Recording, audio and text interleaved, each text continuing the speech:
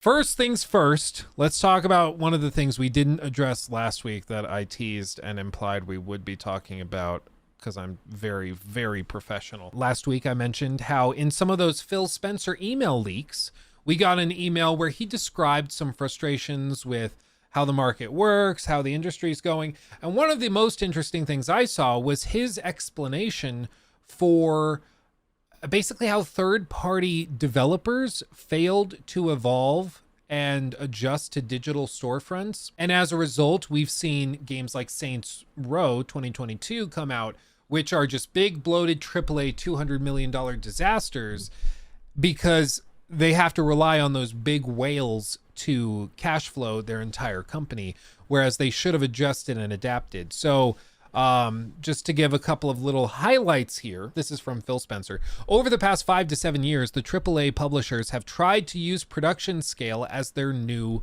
moat because they don't have the physical game sales or game market anymore.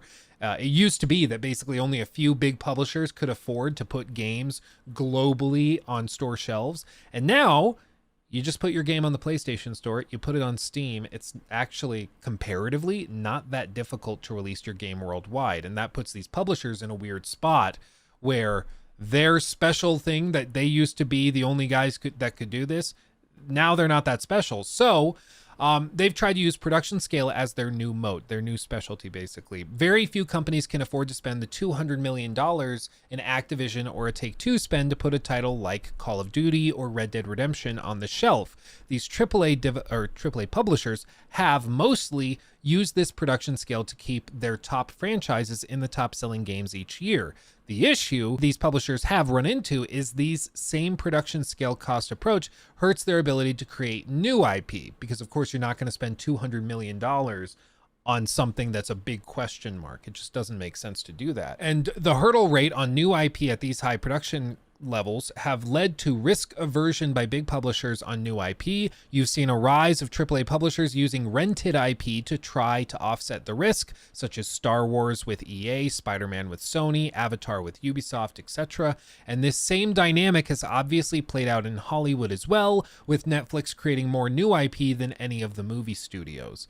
All of this is related to like streaming, to digital storefronts, and big shifts that occurred towards the end of the 2000s into the early 2010s. It's all connected, which is, it's cool to see it described by this guy at the very top of a massive company. Yeah, it's very interesting, and maybe also because I think they a little later on he also notes that is why like there are not a lot of people that look at or that know the publisher behind the game. And for example, with Disney, okay, Disney is making this movie. It's Pixar. It's like a big name. So even if they drop a new IP, even though Pixar is not the best example because I don't think their new IPs have been like really popular, the last few ones they put out. But still, there is an incentive for people to go to the movies, even though it's a new IP, because it's Pixar. And there are just a few names in gaming that have that sort of thing as well. But for the mainstream, even less, I would argue. Mm-hmm. So, yeah, that's maybe also why we now see a Ubisoft original. So they're trying their best to have that, which doesn't always work out well for them. But PlayStation Studios, of course, another thing that Sony hopes that people will be like, okay, this is a PlayStation Studios games. That means a certain quality. But yeah, it's very interesting. And I think Forspoken and Final Fantasy 16 are a great example. Like, these games cost the same amount for the consumer, but the quality is way less because they did not spend as much money on a Forspoken as on a Final Fantasy 16, while, again, they retail for the same price. And then, yeah, it's very hard to say, yeah, you have to play Forspoken over a Final Fantasy 16 because the quality is completely different. Yeah. And that makes it impossible for them to make something like Forspoken a thing because they will never put the same investment in it as they do in their other, AAA franchises. So it's kind of a hard situation where we're in, actually. Yeah. And it's, yeah.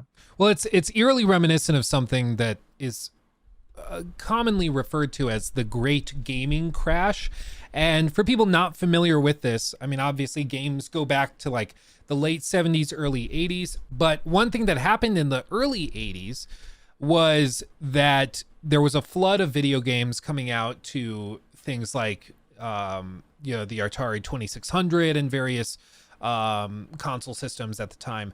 And this flood of games was just overwhelming. There were a handful of good games, and there were a lot of terrible games, but they all cost the same. And when you adjust for inflation, these games cost like $100 in today's money. I mean, these were extremely expensive games for like that ET game that everybody talks about all the time. And as a result, what happened was that there was a large-scale recession in the video game industry that basically led to people just not buying games anymore because they didn't know what the quality level was going to be. They couldn't reliably go purchase a game. And bear in mind, this is before the internet, so it's not like you could just hop on, oh, what's the Metacritic score for this game? What's this reviewer on YouTube saying? You just didn't know. And as a result, people just stopped buying it because there was no clear differentiation between a full price game that's amazing and a full price game that is absolute garbage. And we're in a similar spot now where we have these $70 games that are amazing and stunning and just ridiculous amounts of content and shocking.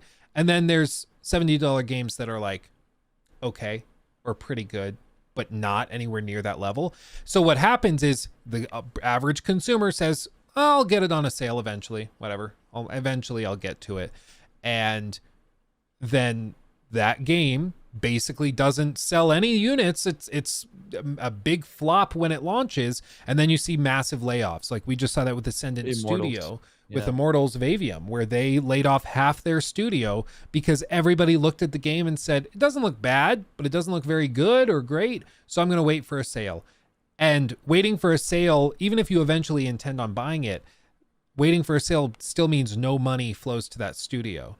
And when they've got bills to pay, that means half the studio gets laid off. And it's just unfortunate. But this is what happens when you have unreliable quality or when expectations are set so highly for value with certain AAA or quadruple A games. It makes it really hard for other games coming in pricing themselves at similar rates to be competitive at all. Yeah. And even from the same company, like that's the interesting thing, that they're kind of killing themselves by making these super high quality games, by setting the bar. And of course they have to follow that because everyone is doing it.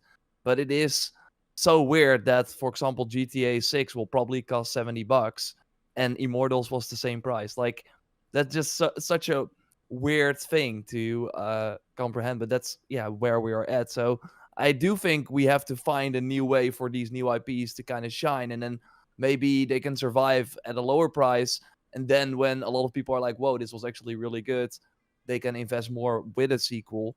Maybe that's the way to go. And what I found interesting, actually, if we look back at the Xbox show from Summer Game Fest, one of the surprising things there was that there were a lot of new IPs, and that is because of Game Pass. Because they have a way different way to... for a game to be successful, it just has to have a lot of players. And obviously, when things are on Game Pass, more people will try it out. And actually, new IPs might like surprise people on Game Pass, or might actually bring people towards the service. And like if they don't sell 2 million, but still, make sure that people stay subscribed, that's for Microsoft already enough. So they can invest more, with these really cool games that we saw during their show. So that might actually, I mean, that's what Phil is saying here as well. Like that Netflix is creating more new IP because they have a completely different business model. So in that sense, Game Pass might actually be kind of good for creativity, which is kind of interesting. Yeah. No, and I mean, he goes on to just explain the kind of after effect of this, which is in the new world where AAA publishers don't have real distribution leverage with consumers, they don't have production efficiencies, and their IP hit rate is not disproportionately higher than the industry average. We see that the top franchises today were mostly not created by AAA publishers. Games like Fortnite, Roblox, Minecraft, Candy Crush, Clash Royale, Dota 2, etc. were all created by independent studios with full access to distribution. Overall, this IMO, this is Phil Spencer talking, is a good thing for the industry, but does put AAA publishers in a precarious position moving forward. AAA publishers are milking their top franchises but struggling to refill their portfolio of hit franchises. Most AAA publishers are riding the success of franchises created 10 plus years ago. And we've seen this time and time again. This email came out, and then a few days later we had the Division news, right? Where Ubisoft is like, we're making Division 3, we're doing the mobile game. We, of course, knew about that already. The free-to-play game is coming, but basically we're doubling down on the Division again. And that is so interesting. Like, the last generation, Ubisoft had Watch Dogs for the first time. Ubisoft had the Division. And now they're banking on that. Obviously, Assassin's Creed was a previous generation. Far Cry was even, like, before that. But if you look at Ubisoft and what they're going to bank on, it is all these franchises that they did try once. But what have they created in terms of new IP in the last, this generation, or like in the last 5 years? I don't think anything of consequence. So you really see that with these publishers, and obviously 2K as well. They haven't had like a big success. Borderlands was their biggest non-sports game success in the recent years. And that's also an old franchise. So these companies are really struggling. And also, if you look at the games that have been super successful this year, Jedi Survivor, Hogwarts Legacy, Resident Evil 4, like, these were all of high quality because they also had a bigger budget, but they were all known franchises. It's a reflection of the market too. Like, it's not like studios and publishers haven't tried to come out with new stuff. They have, but like we see Immortals of Avium that comes out and is okay. It's even good or pretty good, but not great or anything. The Atlas gaming, Fallen. Atlas Fallen. A lot of these games people just weren't interested in, and it's because that expectation of price to quality is higher. People say, "Oh, if it's on Game Pass, I'll try it." But for a lot of these publishers, they can't make their money if that's how they do it. They can't do that. They have to sell the copies needed, and as a result, they also double in. They're like, okay, well, if we were going to sell a quarter of what we initially thought, we need to make up that difference in revenue with live service elements. So cram your game full of live service stuff. And then gamers respond negatively to that. And then that causes it to crash even more and flop even harder. So it's just one of these things where time and time again, these publishers are going to keep getting screwed. And I think you're going to see more studio closures. Embracer Group just announced another round of layoffs, and it's just going to keep happening until the market kind of adjusts. But the good thing is, I do think that's kind of their own unique situation, though, with them, of course, buying everything. Like, it was bound to happen, but it's like still showing that it's like a hard market for sure. Yeah, it kind of, my understanding is basically they bought everything with the understanding they were going to get this $2 billion cash influx from Saudi Arabia. And then they had a handful of flops and Saudi Arabia backed out. And then they were like, wait, we can't pay for this. It's like buying everything in the store on a credit card. And then you're like, yeah, I'll buy everything on this credit card because I'm about to get like hired as a millionaire or something. I don't know. Like, I'm about to get this huge job, and then you don't get the job and you're like, oh, well, shit. You're just screwed. You're like, what do I do? Even Saudi Arabia did not want Saints Row 2. They did not.